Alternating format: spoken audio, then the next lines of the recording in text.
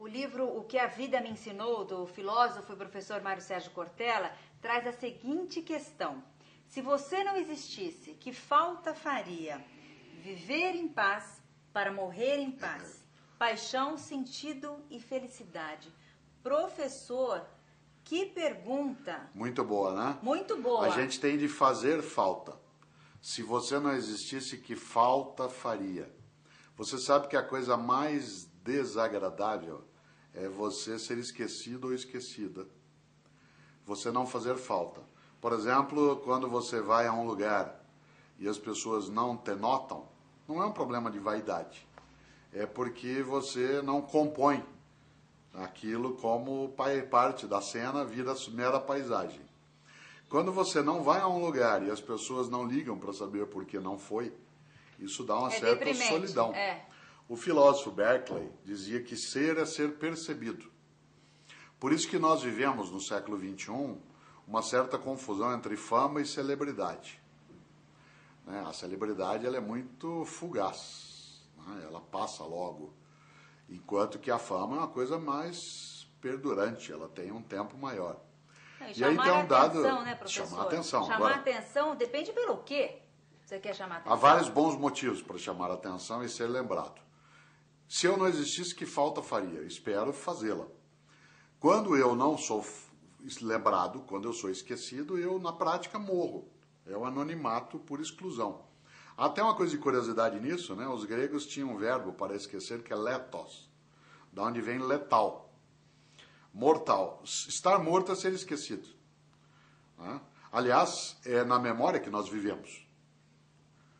Na memória nós temos vida. Pedro Nava, que foi um grande médico e um memorialista brasileiro, que escreveu o Baú de Ossos, Pedro Nava trazia à tona a questão da memória.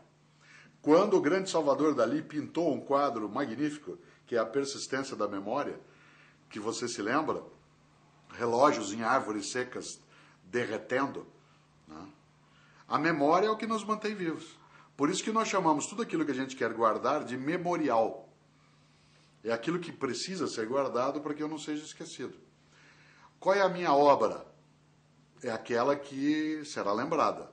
Eu posso ter uma obra que me leve a ser afamado ou uma obra que me leve a ser difamado.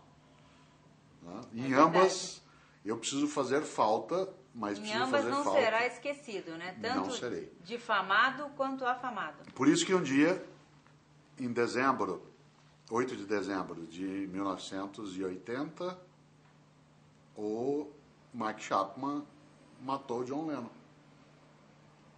Sob o argumento de que a menina, a atriz, que era Jodie Foster, não prestava atenção nele. E é claro, ela nem o conhecia, mas ele era anônimo. E ela famoso. Queria, claro, ele queria, aliás, que ela prestasse atenção nele. Então ele foi lá, né, e matou John Lennon para ser notado. Por isso essa busca pela exposição atualmente, né? E que ele, Mark Chapman, não faz falta. Porque o que ele marcou na vida, o assassinato de alguém, John Lennon faz falta. Agora, como viver em paz, né? Viver em paz para morrer em paz. O que é viver em paz, professor? Tem muita gente que supõe que viver em paz seja viver sem encrenca, sem dificuldade, sem problema. Isso não existe. Viver em paz é viver com a capacidade e a clareza de estar fazendo o que tem que ser feito para que a minha vida não seja vazia, não seja útil de maneira exclusiva, ou seja, egoísta, e que ela não seja fútil. Nessa direção, viver em paz é viver com a consciência daquilo que a gente precisa fazer para que a vida se eleve em vez de ser rebaixada.